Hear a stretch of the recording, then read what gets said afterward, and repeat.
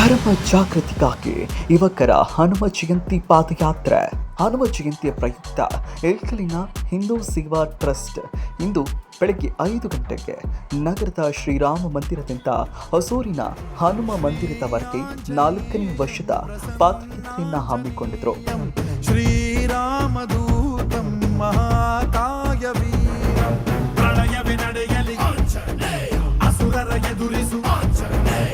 ಯುವಕರಲ್ಲಿ ಧರ್ಮ ಜಾಗೃತಿ ಮೂಡಿಸುವ ಸಲುವಾಗಿ ಈ ಪಾದಯಾತ್ರೆಯನ್ನು ಹಮ್ಮಿಕೊಂಡಿದ್ದು, ಹನುಮನ ಬೃಹತ್ ಭಾವಚಿತ್ರ ಮೆರವಣಿಗೆಯೊಂದಿಗೆ ದಾರಿಯುದ್ದಕ್ಕೂ ಮಹಿಳೆಯರು, ಮಕ್ಕಳು, ಯುವಕರು ಶ್ರೀರಾಮ್ ಮತ್ತು ಹನುಮನ ಘೋಷ ವಾಕ್ಯಗಳನ್ನು ಹಾಕಿ ಸಂಭ್ರಮಿಸಿದರು.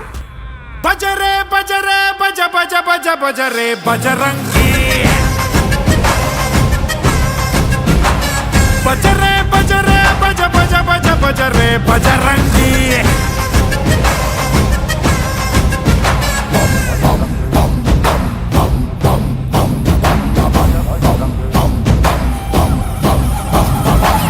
ಸುಮಾರು 12 ಕಿಲೋಮೀಟರ್ ಪಾದಯಾತ್ರೆ ಮಾಡಿ ಹೊಸೂರಿನ ಹನುಮ ದೇವಸ್ಥಾನದಲ್ಲಿ ವಿಶೇಷ ಪೂಜೆ ಸಲ್ಲಿಸಿ ಭಜನೆಯನ್ನು ಆರಂಭಿಸಿದರು.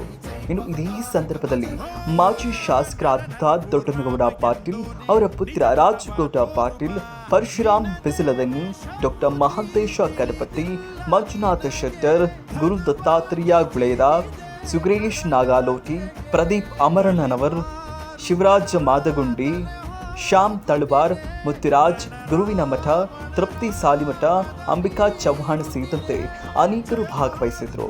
ಶ್ರೀ ಆಂಜನೇಯಂ ಪ್ರಸನ್ನಾಂಜನೇಯಂ ಶ್ರೀರಾಮದೂತಂ ಮಹಾಕಾಯವೀರಂ ಪ್ರಳಯವೇ ನಡೆಯಲಿ ಅಸುರರ ಎದುರಿಸು, ಗಗನವೇ ಜರುಗಲಿ ಗಡಗಡ ನಡುಗಿಸು, ಧರ್ಮ ಉಳಿಸೋ ಸತ್ಯ ಮೆರೆಸೋ ವಜ್ರದೇಹಿ ಬಾರೋ.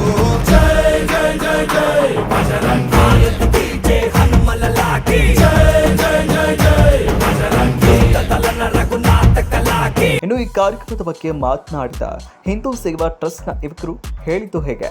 ಪರಶುರಾಮ್ ಬಿಸಿಲದಿನಿ ಹಿಂದೂ ಸೇವಾ ಟ್ರಸ್ಟ್ ಪ್ರತಿ ವರ್ಷದಂತೆ ಈ ವರ್ಷ ಕೂಡ ಹನುಮ ಜಯಂತಿಯ ಪ್ರಯುಕ್ತವಾಗಿ ಇಳಕಲ್ ರಾಮ ಮಂದಿರದಿಂದ ಹನುಮ ಮಂದಿರವರ ಹೊಸೂರು ಹನುಮ ಮಂದಿರವರೆಗೆ ಪಾದಯಾತ್ರೆ ಪ್ರಾರಂಭ ಆಯಿತು. ಪಾದಯಾತ್ರೆ ಉದ್ದಕ್ಕೂ ಭಕ್ತಾದಿಗಳು ನೀರಿನ ವ್ಯವಸ್ಥೆ, ಶರ್ಬತ್, ಬಾಳೆಹಣ್ಣು ಹಲವಾರು ವ್ಯವಸ್ಥೆ ಮುಖಾಂತರ ಹೊಸೂರು ತಲುಪಿದ್ದು. ಹೊಸೂರಿನಲ್ಲಿ ಈಗ ಭಜನೆ ಪ್ರಾರಂಭ ಆಗಿದೆ.